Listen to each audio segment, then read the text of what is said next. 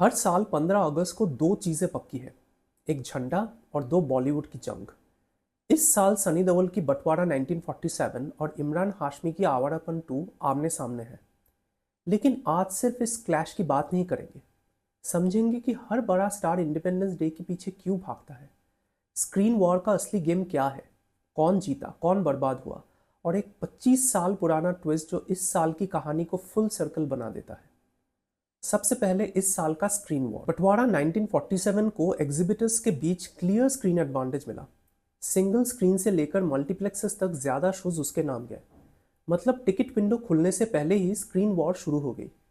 लेकिन इंटरेस्टिंग बात यह है, ज्यादा स्क्रीन का मतलब हमेशा ज्यादा कलेक्शन नहीं होता। एडवांस बुकिंग में आवारापन 2 आगे चल रही थी और ट्रेड फोकास भी उसे डे 1 विनर बता रहे थे। हिस्ट्री में इसका परफेक्ट एग्जाम्पल है रुस्तम वर्सेस मोहनजोदारो। मोहनजोदारो के पास रुस्तम से लगभग 300 ज्यादा स्क्रीन्स थी। फिर भी रुस्तम ने 127 करोड़ कमाया, जबकि मोहनजोदारो सिर्फ 58 करोड़ पर रुक गई। मतलब स्क्रीन काउंट सिर्फ शुरुआत बताता है, विनर नहीं। अब समझो इंडिपेंडेंस डे इतना वैल्यूएबल क्यों है। हॉलीडे वीकेंड पर ऑडियंस इतनी होती है कि दो बड़ी फिल्में भी साथ में कमा सकती है। 2018 में गोल्ड और सत्यमेव जयते ने मिलकर ओपनिंग डे पर लगभग 46 करोड़ कमाया। और फिर आया 2023, गदर 2 और OMG 2। गदर 2 ने सिर्फ 15 अगस्त को 55 करोड़ से ज़्यादा कमाया और दोनों फिल्म्स ने मिलकर 72 करोड़ का बिजनेस किया। एक तरफ 525 करोड़ का ऑल टाइम ब्लॉकबस्टर, दूसरी तरफ 150 करोड़ की क्लीन हिट। लेकिन डेट गारंटी नहीं देती। 2022 में लाल सिंह चड्ढा और रक्षाबंधन दोनों इसी वीकेंड रिलीज हुई और दोनों फ्लॉप रही। मतलब हॉलीडे सिर्फ मौका देता है, फिल्म को फिर भी ऑडियंस जीतनी पड़ती है। अब वापस इस साल पर, यहाँ एक ज़बरदस्त कोइंसिडेंस है। 2007 में ओरिजिनल आवारापन रिलीज हुई थी और उसके सामने थी सनी देओल की अपने। 19 साल बाद फिर वही एक्टर्स इंडिपेंडेंस डे वीकेंड पर आमने सामने हैं। इमरान हाशमी के लिए भी स्टेक्स बहुत बड़े हैं। आवारापन के बाद उनकी कोई सोलो ब्लॉकबस्टर नहीं आई। ये सीक्वल उनका सबसे बड़ा नॉस्टैल्जिया कार्ड है। लेकिन असली मास्टरपीस अभी बाकी है।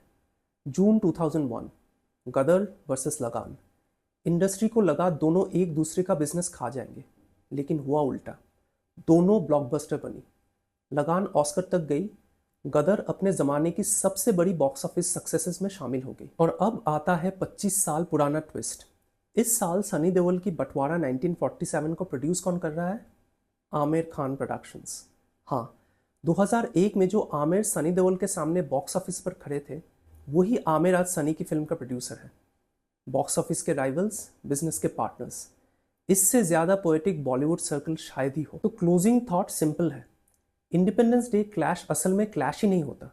ये एक शेयर्ड जैकपॉट है, जहां हार सिर्फ कमजोर फिल्म की होती है, डेट की नहीं। और असली विनर हर साल थिएटर ओनर। कमेंट्स में बताओ कौन सा देखा आपने, बंटवारा 1947 या आवारापन 2, और गदर वर्सेस लगान में आप किस टीम में थे। सब्सक्राइब करना मत भूलना, बॉक्स ऑफिस की असली कहानियां यहीं मिलेंगी। Thank you so much.